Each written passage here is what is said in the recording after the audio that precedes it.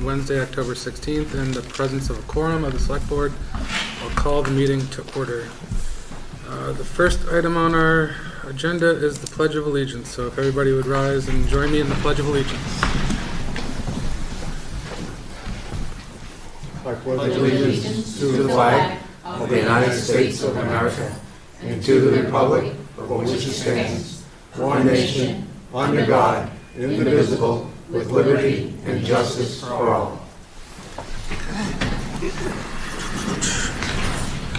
And now to the public input. Do we have any? Hello.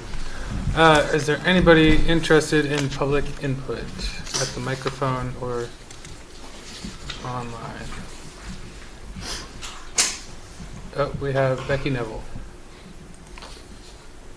Hey, Becky. Hey, Wes. Just, there's nothing but like Zoom screen here. There's no picture of the Grange Hall. Thank you, Becky. Okay. I am not in control of the There we beatmix go. right now, but now, there we go. Okay. Any other public input? Nobody? Awesome. So now, we're ahead of schedule. We have two new Boxborough police officers. We have Officer Lima and Officer Kreiser. Chief, did you want to get up and say something about the new officers? Great, thank you.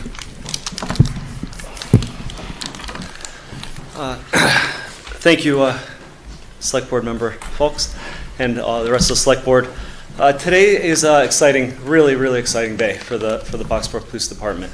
I think it's always probably one of the most exciting times when you're a chief, when you welcome new individuals to your department. This is a little extra special because they were with us. They were with us during the transition to dispatch, and both of these individuals I'm about to introduce played a major part in helping that transition, and then they both wanted to stay on in the police department and join the police department and become a member of the family over at 520 Massachusetts Avenue, where we continue to protect and serve the members of this great community.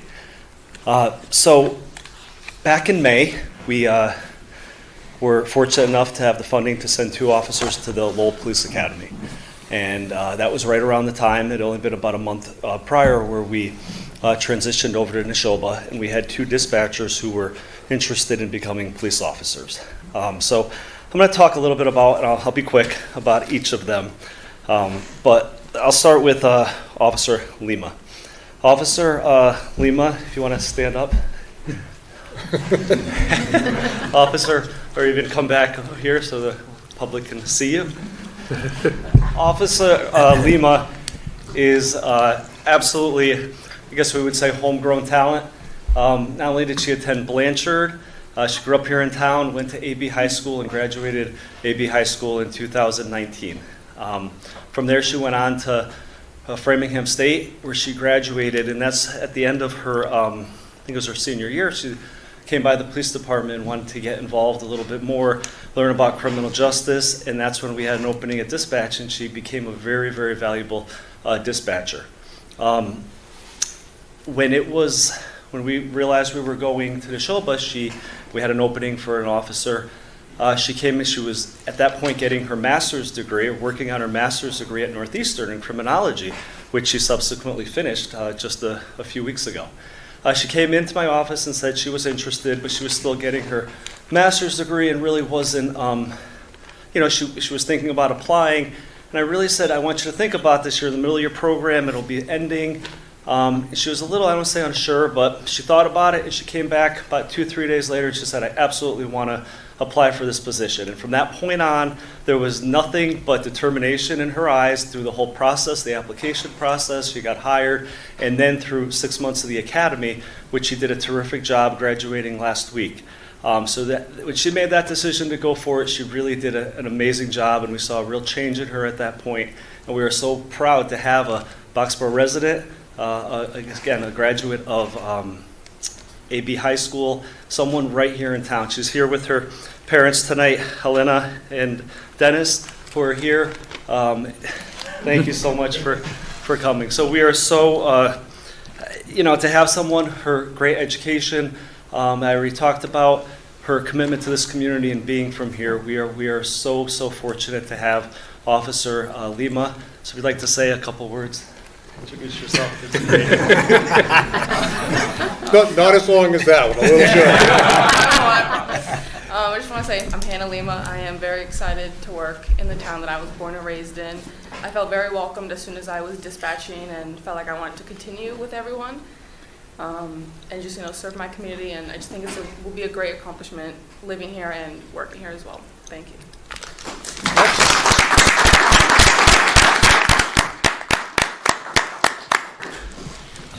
Again, so Officer Lima graduated last week. She's currently in her field training, and we are very, she fits in great the department, and she's going to be a big asset to the department and to the community. So again, one more time, congratulations, Officer Lima.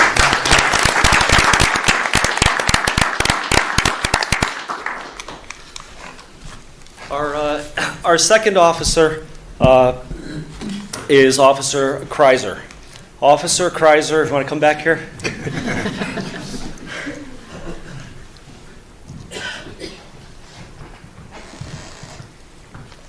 Officer Kreiser had started in a different path in his career. He worked in IT.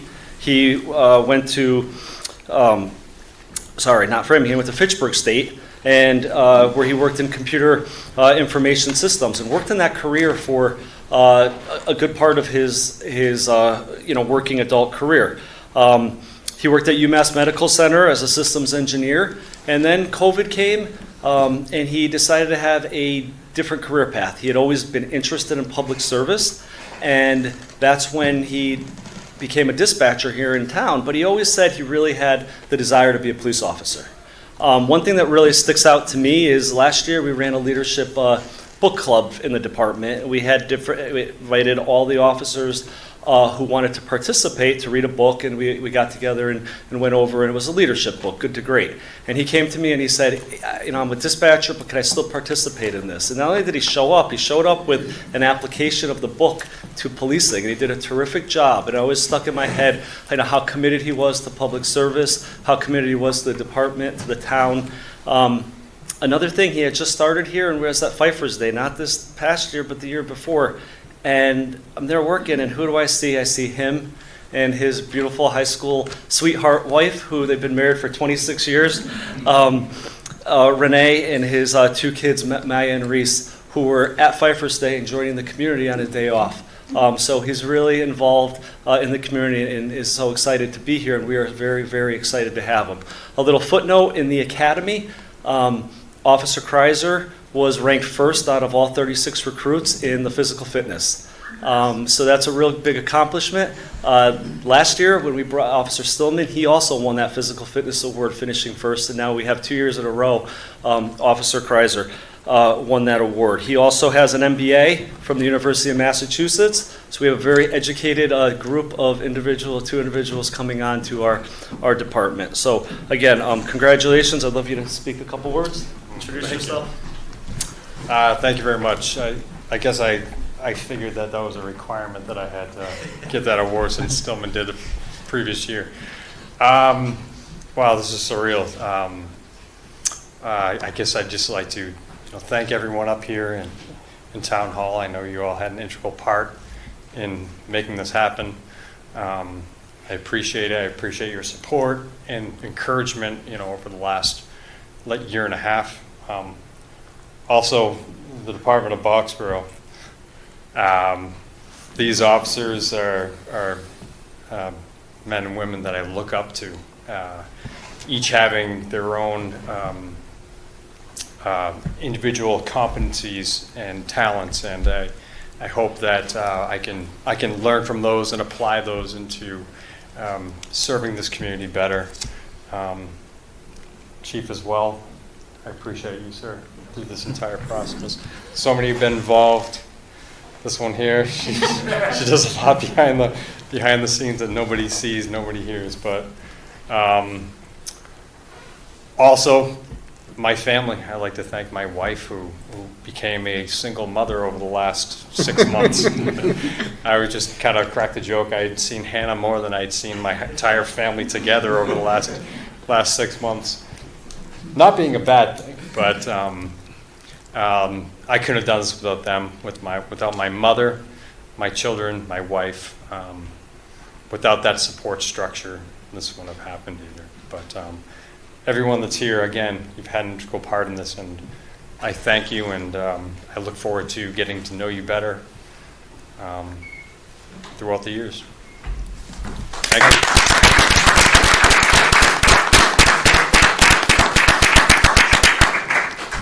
So thank you very much. Again, this is we're really proud of both of these officers. We're really proud that they wanted to stay and be part of our department afterwards. We're up to full staff at the police department, and we're really looking forward to them joining us and serving this community. So thank you all very much.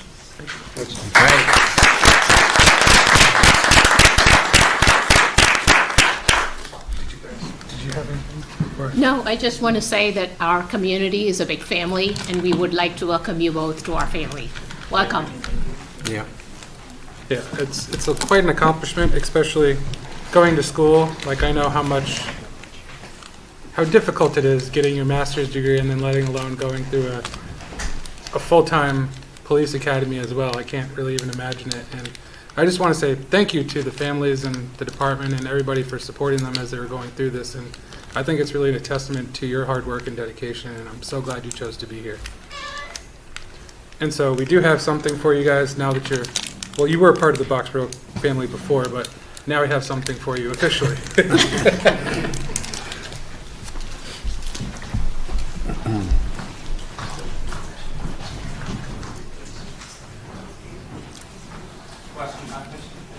Picture time.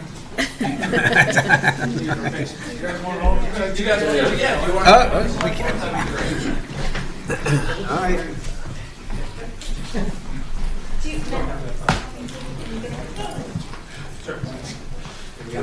Once you get in there.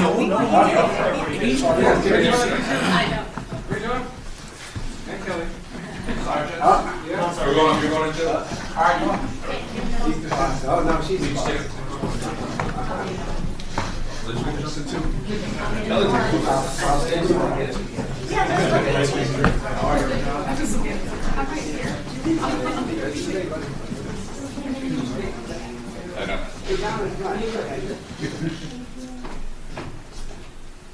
Oh, hold on, Father Ted. Father Ted, come on up there. You're struck by lightning with no lie. Is there a department chaplain? And do you want the families Yes. to go up there? Yeah, that would be great. And then you guys can give me a hand. John should be here. Official pictures for the. Oh, yeah. So they would ask. They're talking about it. Just now, yeah. Okay, yeah. Yeah.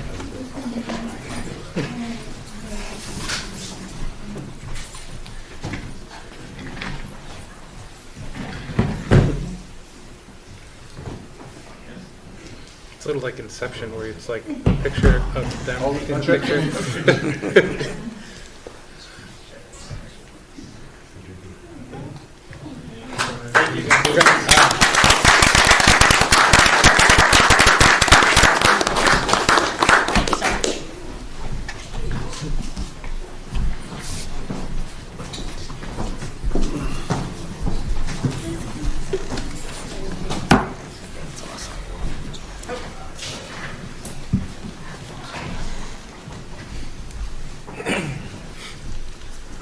Okay. We have so yeah, awesome. Well, welcome again, and thank you for coming here. And we are, or at least I am, and I know everybody else is really glad that you guys are here. So, thank you. And now to the next recognition. Thank you, guys. Is we are recognizing some people who have given a lot to this community. A lot. So that's like 25 years. Holy cow. Okay, so yeah, so So we have special recognition for Francie Nolte and Hugh Fort Miller, who are up and leaving us, not going that far. So,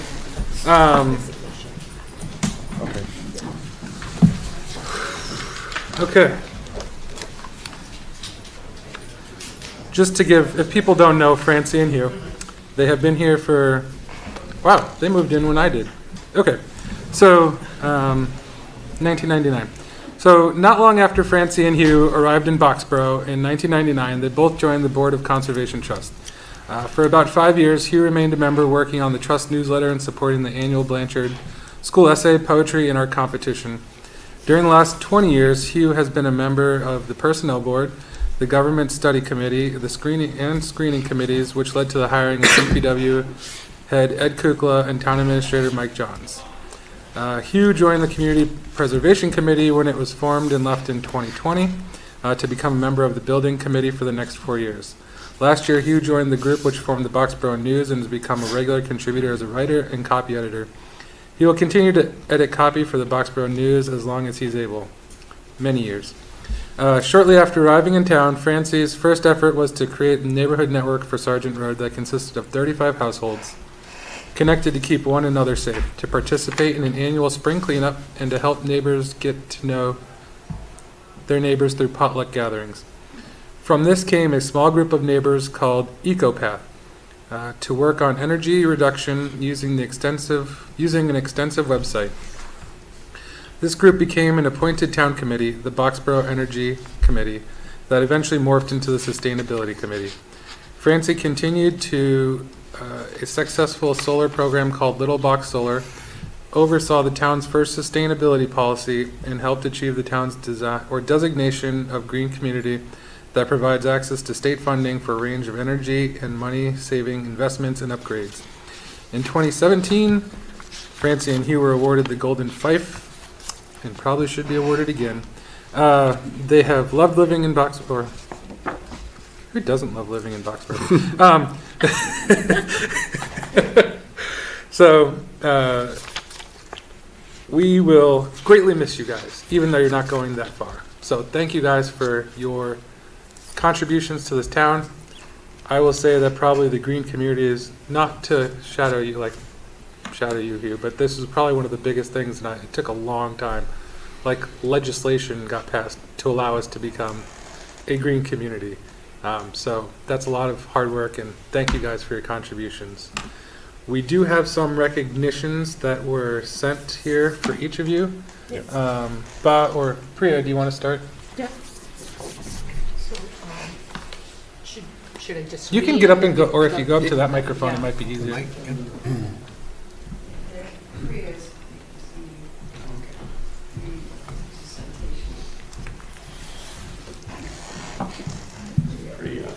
Francie.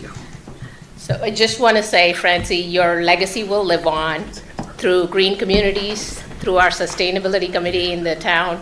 It's not going to be the same without you, but I'm sure you have good folks that are carrying the torch from you, okay? We will definitely miss you a lot.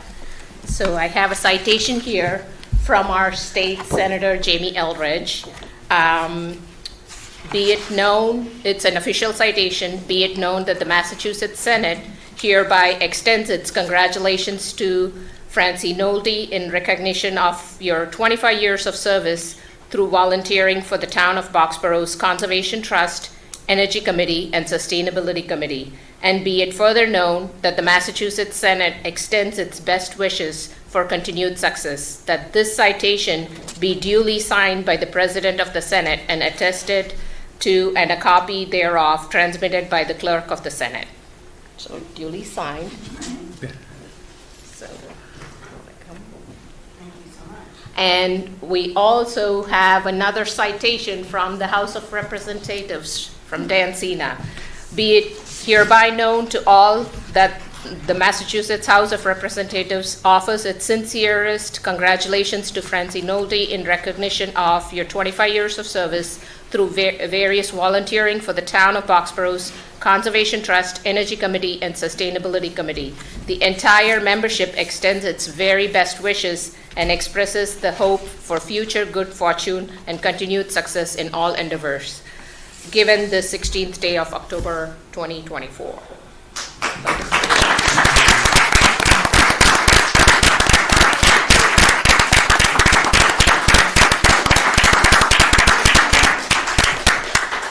I'm going to miss all of you too. I just want to say, well, I was the cheerleader. I couldn't have done it alone. We had so many people who stood up and stepped up to what needed to be done, and I took all their ideas.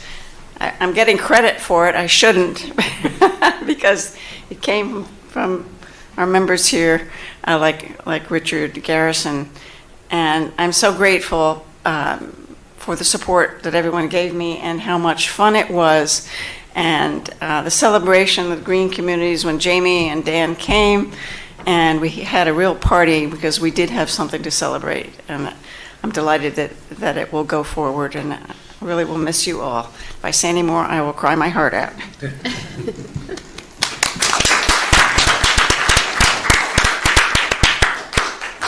Okay. And to follow up on that, I have some citations and some announcements as well for Hugh. And Hugh, before I start, I just wanted to say thank you very much. We worked on the fire station committee, and before that, when I was on the select board earlier, all I remember is that every so often someone would say, well, have Hugh review it. And your grasp of the English language was always appreciated, and we really appreciate all the services you provided to the town. So thank you very much. And with that, I have a citation, again, from the Commonwealth of Massachusetts, from the State Senate. It is an official citation. Be it known that the Massachusetts Senate hereby extends its congratulations to Hugh Fort Miller in recognition of your 25 years of service volunteering for the Town of Boxborough's Conservation Trust, Personnel Board, Government Study Committee, Government Study Committee, Steering Committee, Building Committee, and Boxborough Fire Station Committee as well, and to acknowledge the Boxborough News. And be it further known that the Massachusetts Senate extends its best wishes for continued success, that this citation will be duly signed by the President of the Senate and attested to, and a copy thereof transmitted by the Clerk of Court, signed by Karen Spickler, the President of the Senate, and by Jamie Eldridge. This is for you. Congratulations.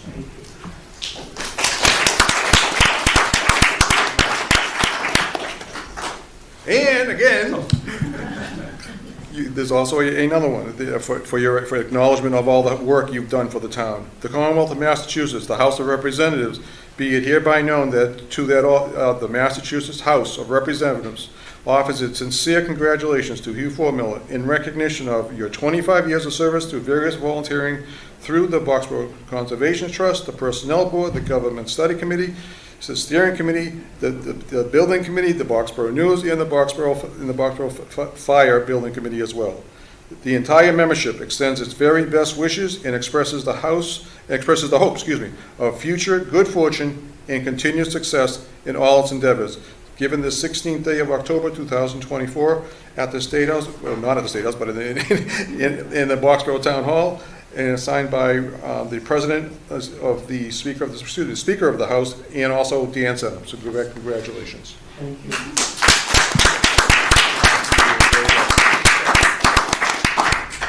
But wait, there's more. Oh, you're good. I really don't have much to add to what Francie has said, other than to tell you how moved I am to know all of you and to have you here.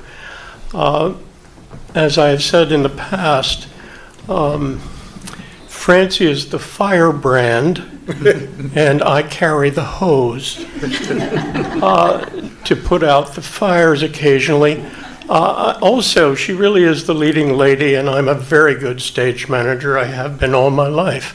I look at your faces and I look at your smiles, and we will carry those with you. This is our last night in Boxborough, but we will not be far away. We'll be in Concord and I promise I will read Boxborough News every Friday to make sure you're all behaving properly. Thank you.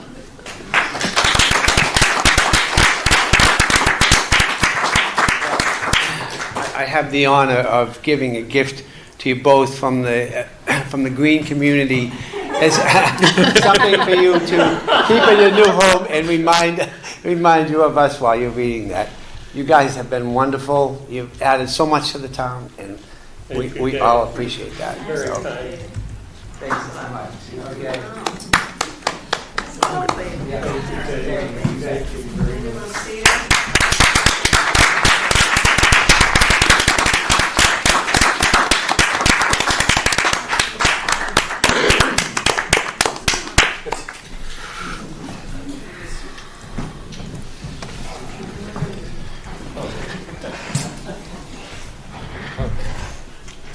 Thank you, Ed.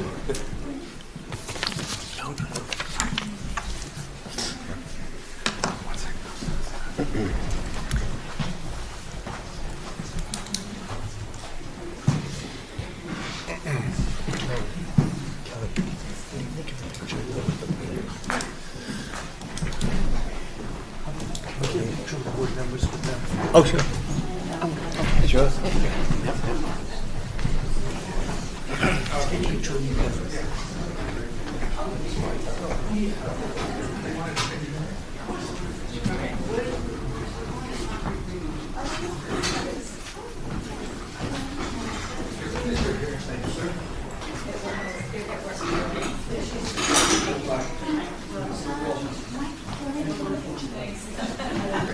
Go get it.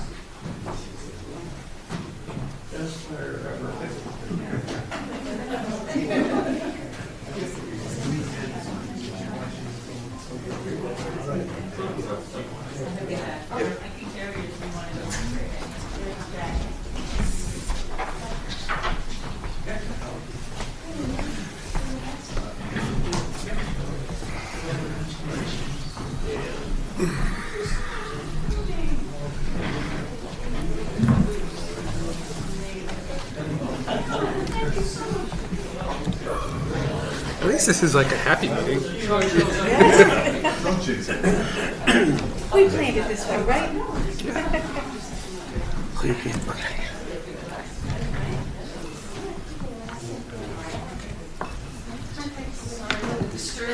No, it's fine. We're still ahead of schedule.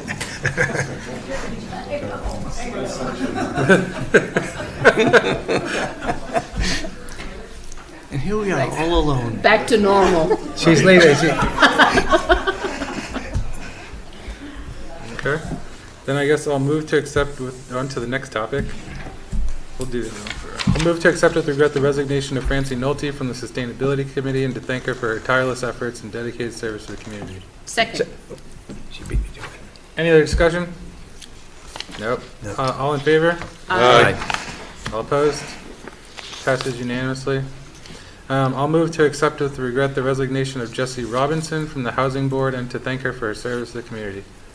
Second. Any discussion? Does Jesse want to say, I mean, people don't generally show up for their, did you want to say something to the board? Okay, all right. Well, I would say, my discussion would be to say thank you for what you've done. I appreciate what you did here in Boxborough Meadows, and we'll miss you in the town. Jesse, we have other committees. So thank you so much for what you've done. But Yep. And any other discussion? Okay. All in favor? Aye. All opposed? Any abstentions? Okay. Passes unanimously.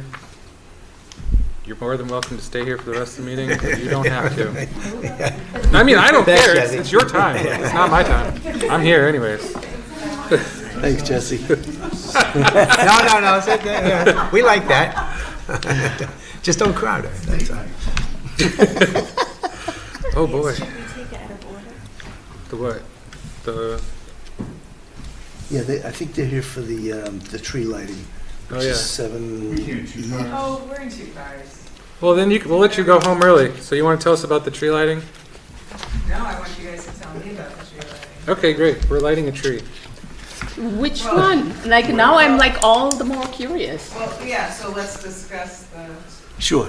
So last year, as we were getting ready to set up for the tree lighting, Jeanette is the chair of the Public Celebrations and Ceremonies Committee, and she does a terrific job every year doing this.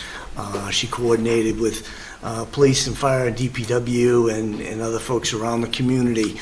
A couple of the challenges that we had was, for starters, in setting up, the height of the tree up at the top of the road there is getting up into the power lines. And so our DPW staff, they go up there and they get in the bucket to hang the lights, and it's getting to a point where it's getting dangerous. And so we're concerned. We talked it over with the DPW director, and there was discussion about. In fact, there's a picture on screen and being broadcast of what we're talking about. So this is a tree that I believe it was Kristen Hilberg's mom, or I think she said her mom planted that. planted it. Yep. And so we all kind of talked about we need to do something different, and we all tiptoed around the fact that someone was going to have to speak to Kristen about this, and somehow I drew the short straw, and I had to talk to her about it, and she said, no, she agrees. She was waiting for somebody to approach and say, no, do something, cut down the tree, find a different location or whatever. So at that time, we talked about, maybe the fire station would be a more appropriate place for it to happen, at least for now, and maybe sometime in the future. That tree is cut down, which Kristen and her family were fine with, which was what we were concerned about. But for the meantime, DPW has landscaped and trimmed around the much smaller tree that is in front of the current fire station, and that's prepared to be lit this year. A couple of the other factors. So much better for parking. It is. Parking was one of the other issues. Although the museum is up in that direction, there were some challenges with adequate parking and safe parking, especially at night. Lights at night too. It's Yeah. just safer. And the other thing is when I'm told, and I was never there when they were putting the lift up there, but I'm told because of the uneven ground around the current tree that it was pretty difficult, especially when the ground was soft, to maneuver the powered lift up in that area. So anyways, the plan is to do it down at the current fire station this year. What has not been decided is the date, although I understand that for the last 30 or 40 years or around about there, it's been the first Saturday in December. So that's kind of up for discussion. Is that what the community still wants to do, and is it agreeable that we do it at the current fire station? And the other part of that, one is that Jeanette, as I mentioned, chairs this committee that puts on the celebration, but also Jeanette and Adam have brought up the idea almost a year ago of having a town menorah, and I brought it to the board back at that time. The board unanimously voted in favor of that, and we have solicited, for how can we get this done? What would it take? And I believe they want to maybe speak to that a little bit tonight. But before we get to that, do we want to talk about the date, or do we want to talk about the Yeah, I menorah? mean, if everybody's in agreement, I think keeping it to the same, that first weekend in December, keeping that date, and if we can set that, the PCCC would love to advertise and, and spread that date to everybody so that everybody's aware of that. I also know that we want to make sure that everybody's aware of the tree change, the location change and things like that. Hopefully we'll be able to use Blanchard's parking lot, having the Blanchard Brass Ensemble and the choir, that they can bring instruments really easily over from Blanchard, so that's a great location for us to be. So the parking situation will be better for us. I'll talk to the, fire department and the police department just to make sure they're all on board with that. But we would love to just get the word out there so that everybody knows of the change and doesn't go to the old tree. So, yeah. So if there's no disagreement, that's what we'll plan on, is that first Saturday, which is December 7th. Yep. What time would that be? We What can- When it's dark out? It's Let's early. say 6 o'clock or 6:30. I think it's early. I think it was like 4:30, 5 o'clock. I think it's 5 o'clock, yeah, I think Yeah. it's 5 o'clock. I think Yeah, we'll do it at 5 exactly. o'clock, yeah. And we'll put out an official notice on the website, through Yep. social media and so forth, but around 5 o'clock on December 7th, that's Saturday. Yeah. At the current fire station at 502 Mass Ave. So I did get a call from a constituent who was very upset about the idea of changing from the old town common, right? I mean, the old center of town. Yeah. And he asked that he sort of express that concern, that it wasn't really discussed as a town, property, getting more input from that. I do personally understand the safety issues associated with that. I do like the idea of, putting another tree up there, and maybe buying a tree that's already has a certain number of years and replacing that to put it up there. Do you know how expensive trees are? Yeah, I know. They're extremely expensive. Well, we can. I mean, there's ways to get around that. I mean, even if but CPC, but anyway, I think that it's not going to be a unanimous happy town that it's left that old center of town and along with the museum. So I just wanted to share that on behalf of. Yeah, and thank you. And that's the reason I sort of came tonight, because I want, we're going to get questions about it. There are going to be questions that come to the PCCC about why we're changing the location, things like that. So just so that we can express, the changes are not just for safety, but, changing tradition, things like that. We're looking at doing maybe more of a celebration this year because we are changing locations, so how can we amp up that celebration of the change, right? So we're going to look into all of that. And then one of the questions, following up on kind of what Dave's doing, with it being at the fire station this year, and let's just go with my comment, that's fine.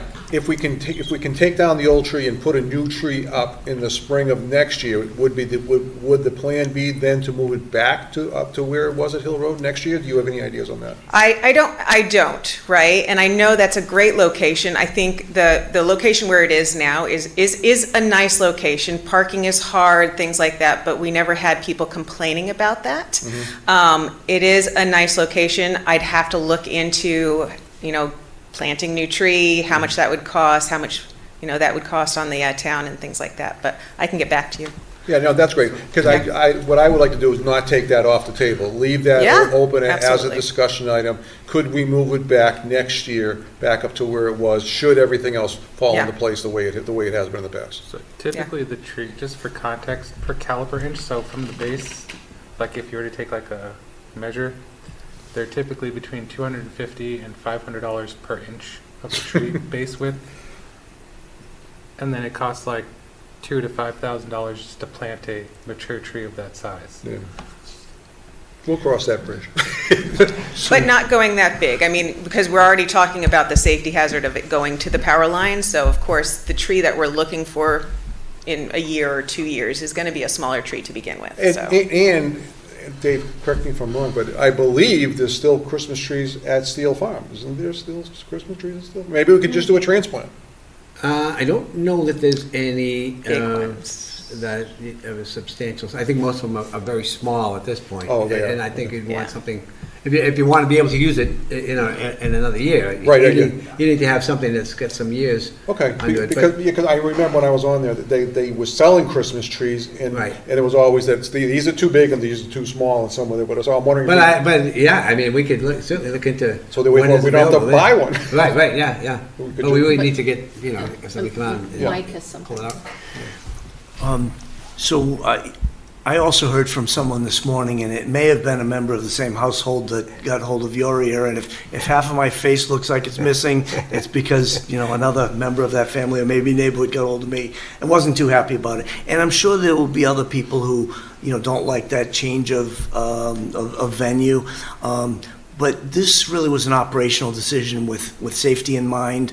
It doesn't have to be a permanent decision, but for this year, this is what we needed to do. And in fact, had I known about some of the safety concerns before we did it last year, it wasn't until I started getting questions about why wasn't the tree lit all the way to the top last year. And that was the reason, was they couldn't get up above the wires.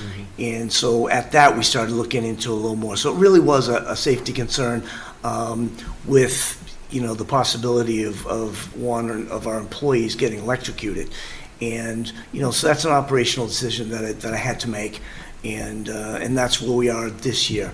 But I think this is a good time to start talking about, do we stay at this different location in future years, or do we look at cutting down, replanting, whatever? And I think that can be a longer, Or the more new fire station thought-out decision, for the board and Jeanette and her committee and the community for a more, permanent solution. But for this year, I just felt like this was the prudent thing to do. Okay. So. And just one more question, either for Mike or Jim.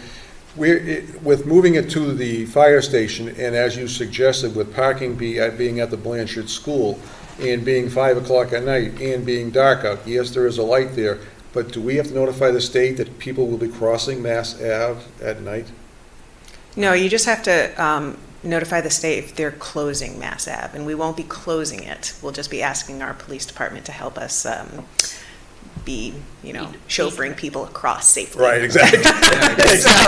So That's what because we're not going to ask to close down 111, we don't have to do that. Okay, because, right, that was my concern, because you're going to have Massive amount of people coming 90% across of the 111. people are Yep. going to be crossing Mass Ave when it's Yeah. dark out. Yep. And I just want to make sure that we are, making sure we are taking proper precautions with our police department to make sure that people Yeah. can. I do think that being at the fire department, we have, it opens up to parking and being closer. Doesn't have people walking down dark streets without street lights or anything like that, and we don't have to close a bunch of portions of our neighborhood roads as well. So we'll try it this year. No, exactly, right, and my only point was, where it is with Boxborough, it was our own Boxborough police, the police department who handled it. I was just concerned with Mass Ave being a state road, Route 111. No, that's we're all. okay. Good. And Jeanette always does a wonderful job with coordinating with the appropriate departments and committees to make this happen. She does it for Memorial Day, Pfeiffer's Day, the tree lighting, and, she gathers, the chiefs, the library director, whoever, DPW director as appropriate. So she'll make sure that the police staff is on hand to, to get people safely across the road. So I've complete confidence in that. That's great. And you will have hot chocolate and cookies as usual. Of course, always. So one added benefit is also that now more people get to drive by, or more people drive by it on their normal routes. They can see it being done, and then they can pull over and park and come and participate. I mean, even like when it's normally lit too, because like. Oh, you're right. I'm seeing it on a regular basis. Like, Seeing it. You see it on a well, regular that's basis, true. yeah. Yeah. sharing it with more of the town. Mike, do you have a picture of the tree that we're talking about? Yes. Yeah, it was. It was a candle. Not the big one, I mean the one. No, that's it was gonna up. use- No, we can put that back up. Oh, I thought it was just Kelly, could you put that back up again? Now this tree you'll see is much smaller. It's in front of the current fire station. Now you see wires in the picture. Those wires are nowhere near the tree. They're actually, because this is taken from the other side of the road.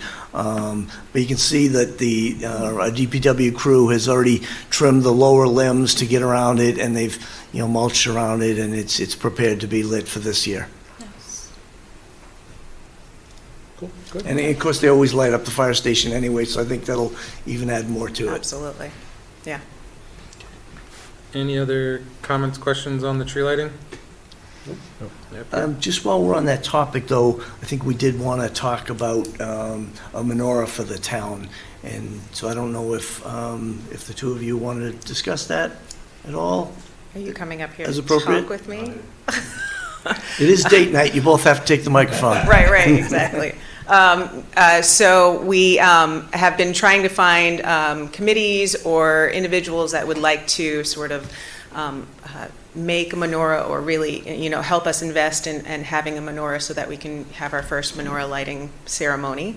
And I haven't really had success in finding anybody, so the Klein family is going to make one. So Adam and I and our kids, and probably maybe a Boxborough Destination Imagination team is going to help out.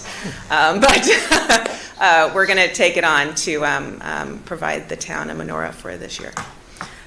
So some details are still needing to be formed, and I need to talk to my committee about it, but I'm leaning on reaching out to families that want to sort of do the celebration or put on, have a family a night, do the lighting of the menorah each night and saying a prayer or something like that at the menorah. So still working out details, but the Klein family is looking to make the menorah. So. And is the plan to have the menorah at the tree at the fire station? So we'd like, it needs to be somewhere on town land and have electricity. So yeah, I think that was the plan that we had discussed last year when we were bringing it up initially. Okay. No, I know. Yeah, so that was the plan as far as I'm aware. Okay. Like next to keep them together, the Christmas Yeah. tree with the menorah. Okay, great, good. Yeah, that'd be fine. So the first night of Hanukkah this year is December 26th, or 25th actually. So happy Christmas and happy Hanukkah. If anyone were to approach the town wanting to donate to either labor or materials or money for the purchase of materials, would your family be open to that? Okay. Yes, please. Great, Yeah. thank you. So if anybody is willing to donate labor or parts and pieces and things like that, we would love the help or the donation. So, excellent. yeah. Okay. So do you have some sort of a plan, Jeanette? Like something about how it's going to get built? I have STEM students in my basement every week. So yes, we have a plan. They're going to DIY something together that you turn on every night and stuff like that. Yeah. So, Okay. Yeah. Becky has her hand up. Hey, Becky. I do. Hey, hi. I would suggest reaching out to Mark White. I mean, this is what he does. He does woodworking, and he's got all the equipment already. He might be willing to help you, Jeanette. Perfect. That's a good idea. Thanks, Becky. Thank you. Yep. Awesome. Any other comments? No? Awesome. Thank you, Jeanette. Thank you. And thank Now you, you're Mark, for free. volunteering. Thanks, Adam.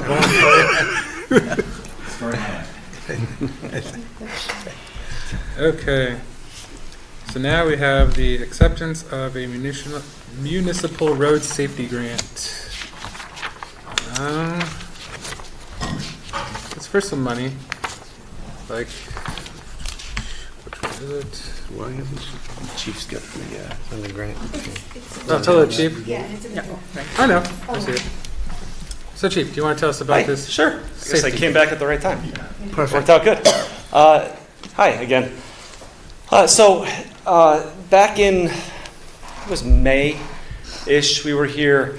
There were some issues on Hill Road that were brought to our attention, which we've known about, people getting off the highway using it as a cut-through. We talked with the select board. I know some people came to a meeting, but one of the things that came out of that meeting were, additional enforcement on Hill Road.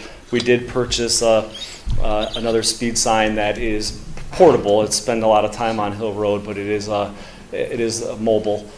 We also applied for a municipal road safety program grant. So I had Lieutenant Patriarca do a lot of work on this. We did get the application in before the deadline in June 30th, and about a week and a half ago, we did receive acceptance of or confirmation that we received $19,238.88. for this fiscal year for municipal road safety grant. So that did come to fruition. 13,200 of that is for enforcement activities, kind of like we did the Safe Streets program back in the spring. A few different campaigns, click it or ticket campaign, distracted driving campaign that we can roll out over the coming months. And 6,000 is for more equipment, another speed sign machine and a LiDAR, which is really a radar detector, just a different name for it. A laser detector, so we can get that. So it was good that the grant got in, it was accepted, and we were awarded $19,200. Great work. Nice. Great, excellent. Chief, just a quick operational question. Do we spend the money and then get reimbursed? Is that how it works, like normal grants, or? Yeah, a regular grant through the state, kind of like we used to have the dispatch. I forget what the name of that one was, but we had one very similar. Every quarter we have to give them the amount and they refund the money. Great, thank you. So, Chief, that's kind of it's a unique number, 19,238 and 88 cents. So when I look at that, I thought, oh, that was the cost for this, but it sounds like the money's going to be used in different ways.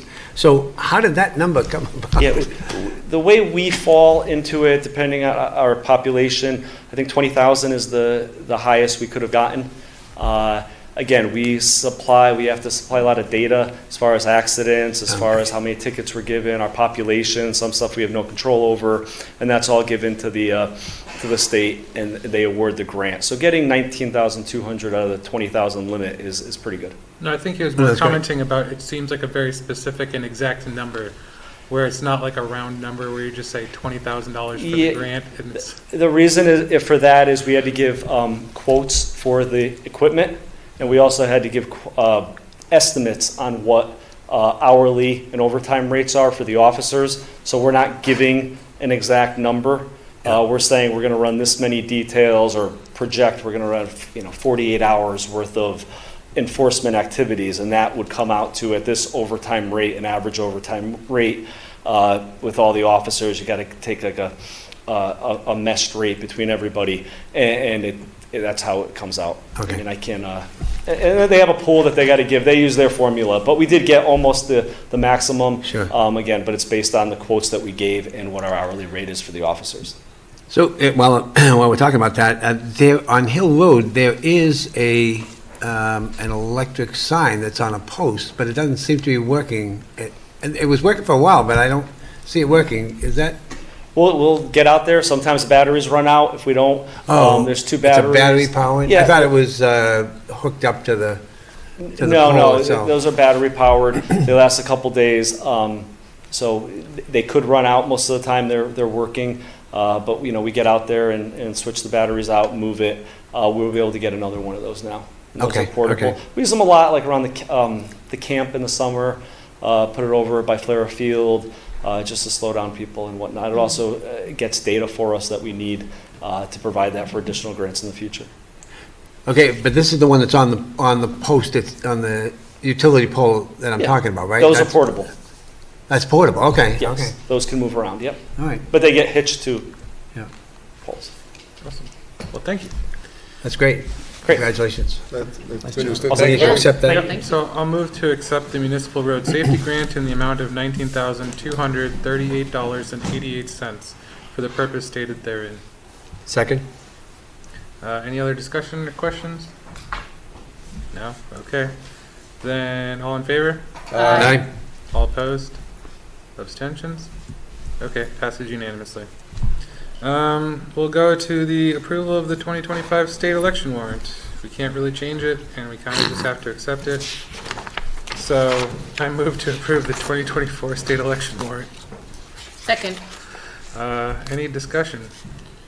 It kind of, Wes, or my question is more to Mike and why are we doing this? I mean, it's kind of like already out, it's already been voted. So, I mean, people are already voting on it. What isn't? Are we late, or is this normal practice? Hi, Becky. Is she on there? Oh. Hello, Hi. this is Becky Harris, town clerk. So, hi. So this is just a procedure that has to happen every election, whether it's town election, federal election, state election, it's one of those antiquated procedural things that needs to happen. So the select board has to sign the election warrant. It's basically laying out what offices are on the ballot, and then it has to be posted in the 6 locations 14 days before the election. And that's why we're doing it now, because Owen will then, the constable will then post it. Okay. Okay, so right, I was just wondering, because I mean, Becky, as you well know, mail-in ballots have already gone out and everything else, and that's why, were we late in doing this, or was this just? No, this is right on time. It's just procedural, kind of separate from ballots. Okay. Even though it is basically the same thing. Yep. But for example, the sample ballot has been posted on the website for a long time now, as long as we've had it. So yeah, you're right. I mean, we're sort of deep into election process, but this is just one of those things left over from the olden days, I think. Got it. Great. Thank you. Thank you, Becky. Mm-hmm. Okay, so I'll move to approve the 2024 state election warrant. Second. Any further discussion? Okay, all in favor? Aye. All opposed? Abstentions? Okay, it passes unanimously.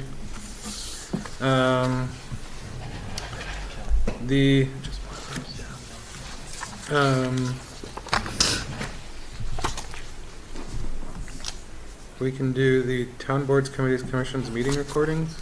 Yes, that was a request from a resident that came in, and the online submittal form is in your packet. I think it's the 12th page, and it's at this point in the agenda because it's something that I think the town clerk would have interest in. So this is asking if we can have all boards, committees, and commissions record their meetings by some means. And we thought it'd be appropriate to have the town clerk here as well, because this impacts the town clerk's operations as well as, other people that are operating boards and committees and commissions. So we're just moving this to a later time to decide on this? Is that what we're doing? Yeah, we can, because I think we also had this was a, what do you call that, a sense of the meeting about 3 years ago, I think, and it got shot down pretty handedly by a lot of the volunteers saying, what do I want to be responsible for recording this? So it was pretty handedly shot down at the town meeting. Is it 3 years ago? I don't know. Yeah. I don't know. It was sometime in the last 7 years, so 6 years maybe? I don't know. I'd like to know a little more about the implications of doing this in terms of, what's it going to take, in terms of the efforts and the storage and how that's going to be, instead of saying, yes, we want to do it, somebody going to figure out how to do it. I'd like to understand how it's going to be done first. And so we started looking into that, and so we have the capability now to record some of these meetings and broadcast them live as we are this evening, and like we do with the planning board and the fire station committee and many of our other boards and committees. And then there are some that record via the OWL and then send the link and it gets uploaded. So Abby Reep is the person who sent this into your packet. I know she's listening in on this.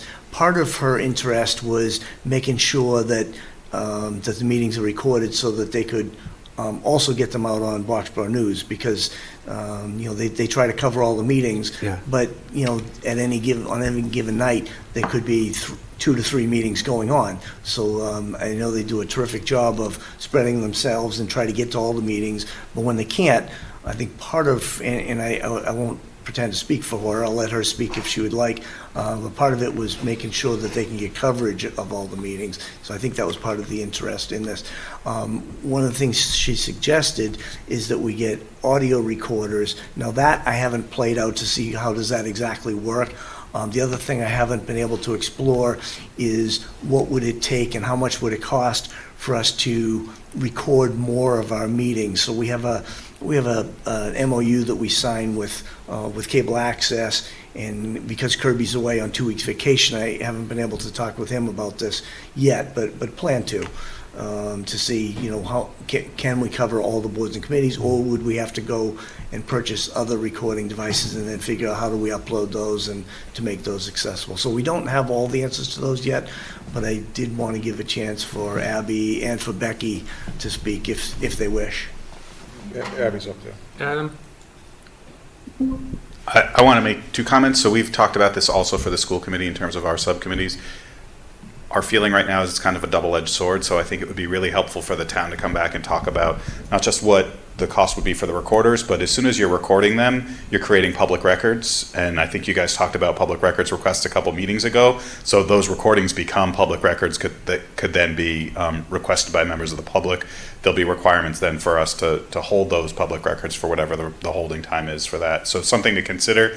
The flip side of that is that meeting minutes become a heck of a lot easier because you can take the recording, you can put it into an AI tool and have meeting minutes generated that way. So things to consider, and I think it's worth a conversation. I'm for the public transparency, but I'm concerned, particularly as you discussed, around public records requests and what that additional burden may be on the town hall. So Adam, were you saying that the actual recordings are a matter of public record? Yes, once you Yeah. record them. Sure. Once you record them.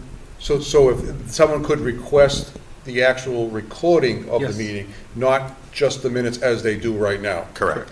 We would need to post it, I would assume. You just have to be ready to provide it, but it's better practical. If you don't want to be doing this public records request, you would need the infrastructure to provide it fairly easily. Oh, okay. And again, like from a transparency standpoint, it's great, but it could become an additional burden on town hall, not just to maintain and archive, but then also managing those requests if they come in. I wasn't aware Yes, of that. this was the 2018 annual town meeting, and if I recall, it was shot down. So with, if a member of the public is at a meeting and they decide to turn on their phone or their recorder and record that for their personal use, Yeah. that does not become public record.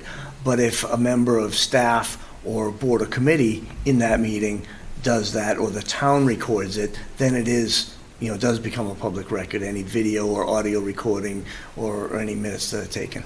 Well, right, I knew the minutes would, because I know, as Adam, you said, some of the meetings that are being done now, they recorded they transcribe the minutes from the recording, and therefore, when the request comes in, they're getting the minutes of the meeting. I didn't realize that the recording itself would be then susceptible to the request. Oh, okay. Abby, did you want to say something? Yeah, thanks. So Mike was right in terms of, one of the angles on this was for Boxborough News when we have several meetings in one night. Can't get to them all, and a lot of them, might be in person, and they're definitely of interest to the public. My thought was not necessarily video recording, because I realize that's costly, and I know Kirby has to do a lot of work on those. He actually has to process everything and edit it. But in my letter, I noted that when I was on the planning board, we just had a little digital recorder that was used, that we would use to record the public hearings if there were a member that couldn't make it. And it was pretty easy. It was, hit a button and then hit the button again when you were done. And then the file would be sent to the member who couldn't attend the meeting, and that way they could listen in and vote on the application. But in this case, I know there are meetings like the Water Resources Committee, they meet via Zoom, and when their meeting's over, they automatically send that recording, and it's posted next to the minutes. It's under the media column on the town website. So, rather than, and like I'm the chair of the EDC, we record our meetings, but they're not posted, but we have to request them if you want to get the recording. But why not just take those recordings and automatically have them put on the website? It is public record. And as all of you know, the minute you take minutes, you write anything down, if you're the minute taker, that immediately becomes something that would be public record as well. So I'm thinking of a low-tech solution here, just an audio recording that would make all meetings accessible to everyone. I also think it might be a good tool if, if there are people out there that might be interested in joining a committee and they just kind of want to listen in first before checking it out. That would be a good way for them to get exposure to what that board is doing. So Thanks, that's Adam. it. Yep. I mean, I'm Wes, I'm not against it if you want to have another defer it. But. Well, I just like to know more about it. I mean, I'm not opposed to the idea of it. I mean, I like the idea of that transparency and the ease of that, but I'd just like to understand a little bit more about the nuances of this before I say, oh yeah, let's go with it. So, I mean, if you can have a conversation with Kirby and whoever else, our IT people, or, understand, okay, how much of these recorders, how many recorders would we need, and just kind of come forth with a plan. Mike, once you post it, say if it's an audio recording and you post it, and if there is a public record request, you could direct them to. Well, technically, you still have to provide it, even though you can direct them to go get it. No, you can direct them to the website if it's posted. Okay. So yeah. Okay. And Sorry. I do that often. Thank you. If there's something that's on our website and somebody requests it and doesn't realize it's there, I'll just send them the link to where it is on the website and say, you could find this on the such and so committee page. Yeah, we do that often. Sorry, this is Becky. I'm having trouble raising my hand, but is it okay if I just Yeah, Sure. have some input? Yeah. So I think the tricky thing, as was mentioned, for one, that it does become a public record, so we end up with, archiving a lot more public records, which is not necessarily a bad thing, but it is something to consider. And just to clarify how this has been done with the Water Resources Committee, for example, because Les Fox is really diligent in recording his Zoom meetings and then sending them to me the next day. The process has been that I then go in and download the Zoom meetings onto our server. I then upload into a Dropbox folder, then share that Dropbox link on the media section of the agenda, and that's the way that it gets posted. So it is something that's taking up space on our server. So if we start to, add a lot more of those, that's something to consider. And then it is something that takes time to do that. It's not a huge amount of time, but if we have every single board and committee doing that, we're going to have to divide up that work, I think, amongst town hall staff. So whether it's audio or, in the case of those Zoom recordings, that's visual as well, it's pretty much the same process, I think, because we're going to have to figure out a way to share on the way that our website works in that media center thing. I think it's going to be similar to this process where we have to have a Dropbox link or something to share a large file, because those audio files, I'm not really sure how else we would share them on if we wanted to just put them right on the website, which, I mean, that would be nice. It would be the quickest way to point people in the right direction to get those, but it is a lot of logistics, both for the boards and committees and the staff. So I think we just have to maybe not jump right into this, but have conversations about it. Rajan, are we not in the cloud? Are we still have to worry about the server space and all that? For audios and video storage? Yeah, in terms of Storage. storage. Everything. Yeah, we still have to physically keep it on a server. Okay. So could we look into it further then before, and come back on that before We taking could a vote on it? I could look into it with the various parties that have been discussed, and then put it on a future agenda, maybe a couple of months down the road. Yeah. And we can, maybe even, I'm not sure who didn't like the idea of, at the Well, I town can tell meeting, you. but. I can tell you because I was just looking at the minutes. Okay, well, go ahead. No, maybe you should tell me, but, So it's the 2018, it was Article 39, in case people were interested in looking it up. You can see the discussion there. I will not Okay. throw names out. 2018, sorry, Article 13, did you say? 39. 39, okay.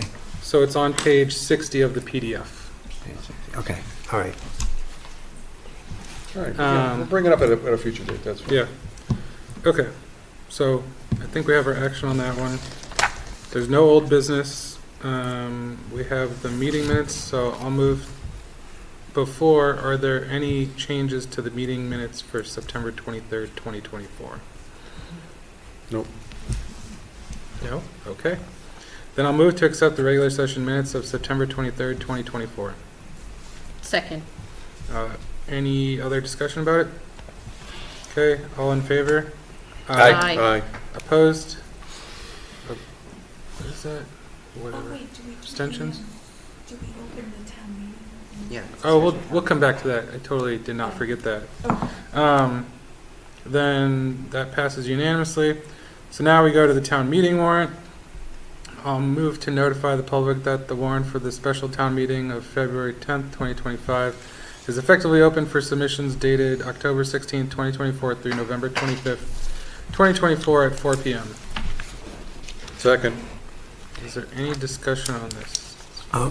So that's going to be February 10th. How many days did we set aside for that town meeting? How many At days? this point, one. one day, right? Just one day? Yes. Okay, so if it... Move the question. That's how you get through it. Yeah, oh, no, well, okay. No, I know, and I know just who to, I just know just who to ask to do that. But No, I wasn't trying to move. So the no, I know you weren't moving my question, but it was mentioned to me today about, okay, so, you know, this is February 10th, right? So it snows, right? So if we have a bad weather day, then what happens?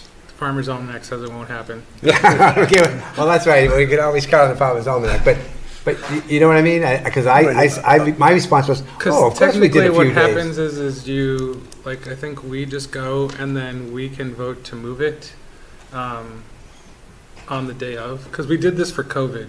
It was literally just like 5 of us in a room and we voted to adjourn to the next day. So that is a possibility as well. I don't want to like misquote it, but that's effectively what happened. We could reserve a fall weather day at the school, if that's your question. Yeah, Just no, so we got a that's backup exactly it. plan. Sure. That's what was, because I was asked, do you have a snow day? And I'm thinking, well, no, we always do it for a few days. Why would we need a snow day? It's not going to snow. It's not going to snow for 3 days, but I don't know what the size of the warrant is going to be and how long it's going to take, but. It's a fire station, I think. Well, I mean, certainly the fire station's a big one, but there's always things that get added on. This Thrown one in is- Yeah. Okay, all right. Okay. Is there, we had a second on that? Yep. Yeah. Okay. Any other discussion? February 10th, 2025, if anybody wants to volunteer to move the question, I will not be opposed at the town meeting, not now. So, all in favor? Aye. Aye. All opposed? Any abstentions? That passes unanimously. Okay, any reports or updates from you people? Yes, to follow up on an item that came up, it was either the last meeting or the one before that, about the board had a discussion about signalizing the crosswalks out here in front of the fire and police station. So the DPW director initially had reached out to Mass DOT. They have that project on their list. I followed up with a letter, and I'm going to be sending this out tomorrow morning. I have the letter drafted here, and as requested, I am copying the school committee chair on that, and I'm sending it to. It took a while to chase down who all the people at Mass DOT are that it's going to, but this is going to, let's see, Barry Lorian, who is the District Highway Director for District 3, which is the district we're in, as well as Lori Shattuck, who's the Mass DOT District 3 Traffic Engineer, and then to the Select Board, to Adam for the School Committee, and the DPW Director, and the Police and Fire Chiefs. And so I sent them, it's a one-page letter, And when I send it tomorrow, I'll send a copy, as I mentioned, to the board and to Adam, so he can share it with school committee or school administration or whoever's appropriate. And that's who I have spoken with these folks, and I told them I'd be following up with a letter, just to reiterate that the board did vote unanimously to signalize these crosswalks, so they know this is coming. Mike, as a procedure, or Adam, if you're going to copy the AB school committee, are you guys going to send your own letter, or are you just going to acknowledge it? My intention was to take Mike's letter, we'll draft one on behalf of the school committee, and we'll vote probably at our next meeting to send one as well. Okay, great. Good. Thank you, Mike, I appreciate that. Welcome. One other thing, this morning, I was in attendance at the Fire Station Building Committee outreach forum, and where Maria Nealand opened it up, did some introductions, and then the fire chief gave an overview of the programming and the mission of the fire department. And then Mac Reed, who's on the Fire Station Building Committee, he talked about the process of site selection. He described how they're down to 3 sites at this point, and what the criteria are that the Fire Station Building Committee, along with the architect and our OPM, are looking at going through. And right now they're in phase 1 of that selection process. And phase 1 includes mostly low-cost things that will either rank or possibly eliminate, some sites, or at least give a ranking to the priorities. Mostly looking for things that maybe would, make something ineligible or not a viable site. And so they're looking in this phase. It's not looking at doing borings or ground samples or water testing, things like that. Mostly the things that can be done either visually by the engineers or the architect, or looking at prior studies or site walks, that sort of thing. And then in phase 2, it will be much more expensive, much more intense. The hope is that the committee can, has gone from 4 to 3 sites. If they can get down to 2 sites, then they think there's a good chance of getting something ready for the February 10th town meeting. If they still have to go through a full evaluation of all 3 sites, then not only will it be much more expensive, but it'll be much more time consuming, and we're quite sure that we're not going to be able to make it for February, but it'll be sometime after that. So that's all I have for an update on this morning's forum. I have a few things. One is, I know we didn't have the announcements. I know Diwali Fest is this Sunday, the 20th. I think it's from 12 to 4:30 at our Sargent Library grounds. The second one is, we talked about the Fire Station Building Committee, so we were able to pass on the 975 Mass Ave, secondary to the higher cost of purchasing the property. At this point, it was 3.5 million plus on top to level the ground, and all that probably will take another 5 million or so, because it was close to 3 million back in 2017. So it's probably going to cost us a lot more. And then, as Mike mentioned about the site selection process, that we are going to go through the matrix. So Vertex and presented the 2 phases and how they are also weighting each one of those different criterias in those 2 phases. So I think it'll be interesting to see how each of the sites fare. We are pretty sure that nothing is going to be perfect, but we probably have to look and see which one is going to kind of make it worth it for us to proceed. So with that in mind, we'll probably be looking at getting it to 2 sites, hopefully we are able to get, so that we can go into the in-depth version. And the public forums, I know we try to post it and also pass out flyers and everything, but I think we might have to probably think about more ways to, I don't know if I'm getting into a discussion piece here, I'm like, whoa. So I hear like some people saying like that they're still not hearing about when the forums are. So I want to take this opportunity today to say that we had a forum this morning, and there was one in the library at 7 o'clock. There's a forum next Tuesday. I think it's the 22nd at 7 in the evening. It's a Zoom one. And then on the 23rd, again in the evening, it'll be in the Sargent Memorial Library, 7 o'clock, another forum. So there, yes. On that, all those dates and times are on the website. They have gone out by social media. Yeah. There were several hundred flyers passed out at the transfer station on Saturday. I think somebody was handing out flyers today at the transfer station again. When I was there this morning, every seat in the library conference room was filled. There were 25 people in the room, so word is getting out. Nice. We had, I believe, 11 when we visited Stowe Road. There were 25 there today, 15 of whom were residents, not staff, and not on the building committee. So 15 new faces that were not at Stowe Road. So word is getting out, and I think it'll continue to build. And Steve Kirby, who's our senior project manager for Vertex, he said this is incredible. The amount of turnout that we're getting at these. He's used to seeing at the start 2 and 3 people showing up. So and I told him this is an engaged community. They're really interested, they're in tune. So he was impressed. So even if 11 or 15 doesn't sound like a large number, or 25 in a room, he said it's the most he's seen. And for a small community, he was impressed. We seem to be doing something right. Yeah, I hope like those people will pass on the information to others, and if all of us pass it on to our friends and neighbors in town, I think hopefully the word will get out.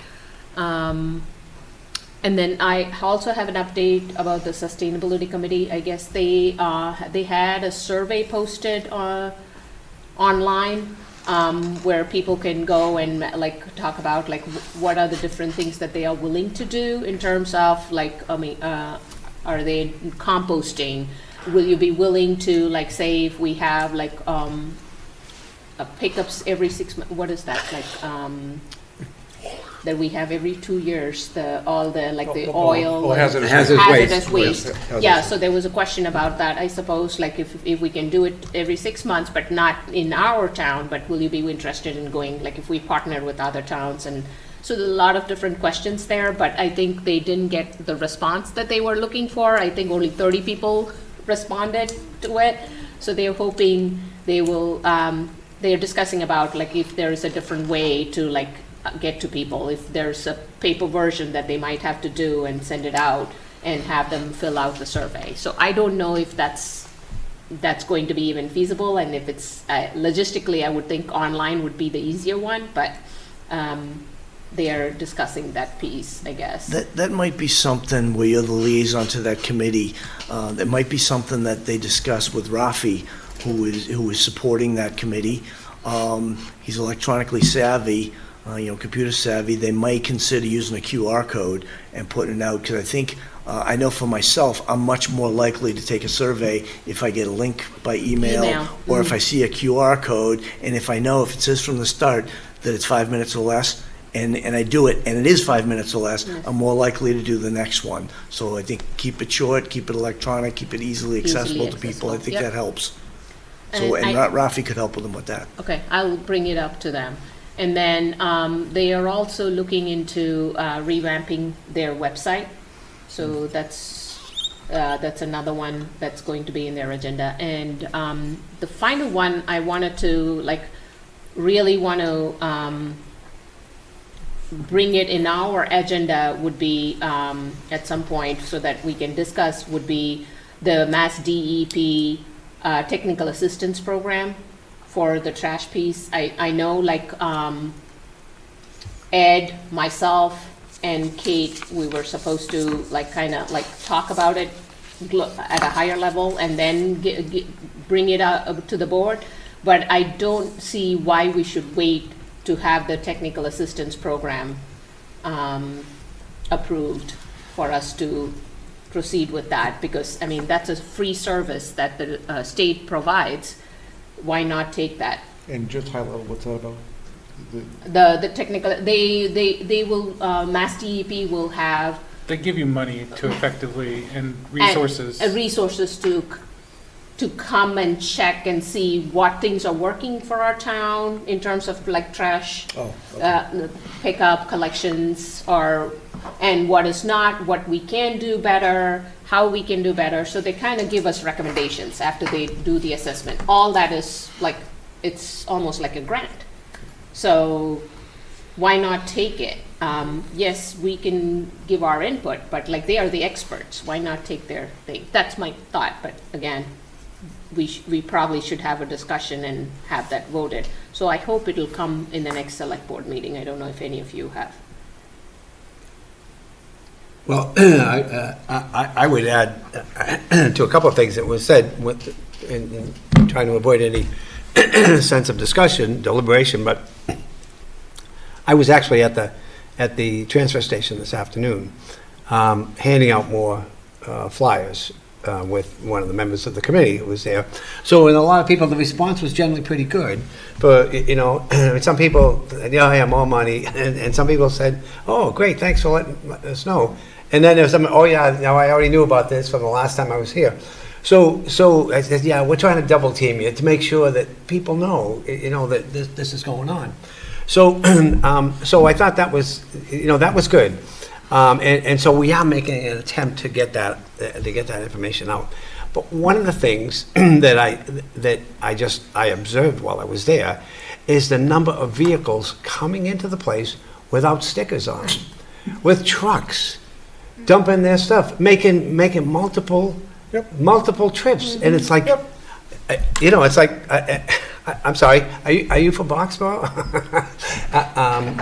And I'm not there to police the place, but it was clear to me what I would like to see in the follow-up and what Priya's saying is, I'd like this to be an agenda item in our next meeting, hopefully, and we establish a working group or something to address it, because we got money flying out the door. Larry's driving, tons of stuff around the state that people are dumping in there, and it's like, oh, we got to do better than this. You remember at the beginning of this session, the first 4 meetings at this. Are we getting into So anyways, can we put that on the agenda for the next time? And maybe we also get Kate and the guy who's the Andrew. Andrew, thank you very much, and Andrew to kind of come in and talk as well, because it's really we got to do something about this. So I just want to make sure we keep the two things separate. One being about the technical assistance, and the other being about the operation of the transfer station, because I think that's more of like the asking Ed to.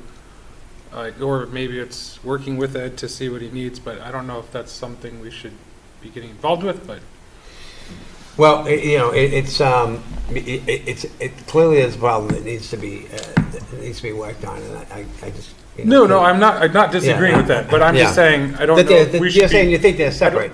Yeah, I think they're separate. So like I don't think we should be getting involved in the day-to-day operations, because we're kind of, the select board's kind of like vision, goals, and direction, and then you give that to the staff to run. But I just want to make sure we don't revert, because it's not really, we've been trying, or past boards have been trying to rely more heavily on the staff that we have in town, because we have been staffing appropriately or close to appropriate. And so in the past, it has been where the select board kind of took on more of the work of the daily operations and management. Yeah. So that's just my... No, I hear you, and I'm not interested in but I want to make sure that someone is working on the daily operations, so I would like it to be an agenda item so that we can discuss, okay, what's the path going forward to address this? Because I know it's been sort of mentioned on and off at times, but it hasn't moved. So I'm just, no, that's totally having my fine. experience today. I just wanted to make sure I brought that up. So what I'll do on that is I'll get together with the DPW director and he and I will come back and talk it over with the board. Okay, that would be great. But the other one for the technical The technical, assistance, yeah. hopefully it'll be in the agenda for next select board. Okay, so I would also mention Steel Farm 2 to 4, and on Sunday is the, So, Oh, the same day, the 20th? the same day, 2 to 4, yeah, I guess it is, yeah. Yeah. Yeah, competing events. we have competing events. Wow. The What a Diwali minute. is from 12:30 What a to town. 4. Yeah. But I think people, I don't know how many people will bring their dogs to do the Diwali Fest, but they were invited to bring their dogs to come and have a donut. I don't know how people will stay for that, but the kickoff meeting was held with Weston and Sampson to get that project going, so we're happy to see that moving along.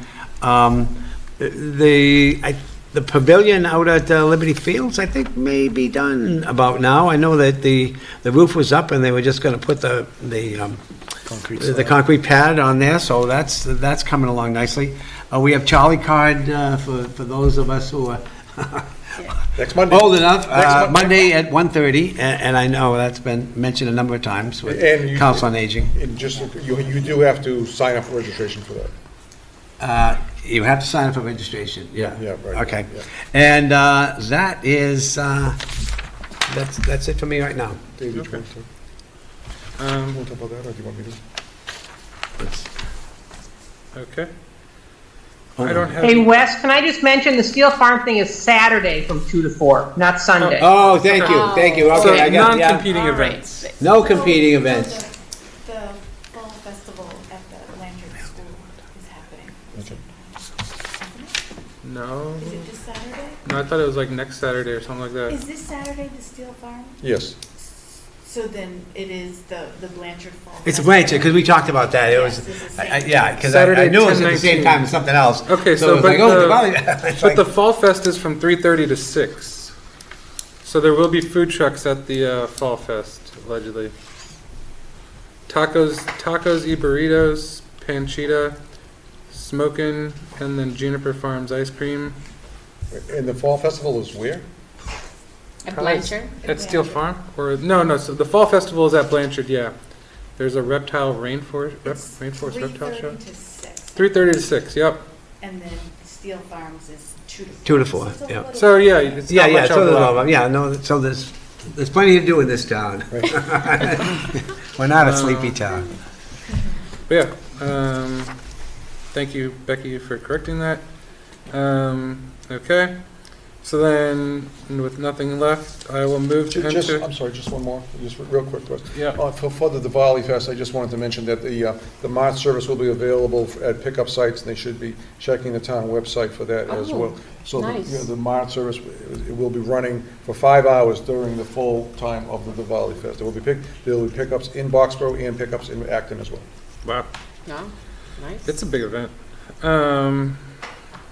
So I move to enter into executive session, discuss strategy with respect to collective bargaining agreements per MGL Chapter 30A, Section 21A3, Police, Fire, DPW, noting that discussion in open session may have a detrimental effect on the negotiating position of the town, and not to reconvene in open session, as well as to approve I'll second and that. release the executive session minutes. You got a second? Moved and seconded. Okay, I don't care about discussion. All in favor? Aye. Any opposed? Nay, okay. No abstentions and approved unanimously, so we are adjourned. Thank you, everybody. Thank you. Have a great weekend.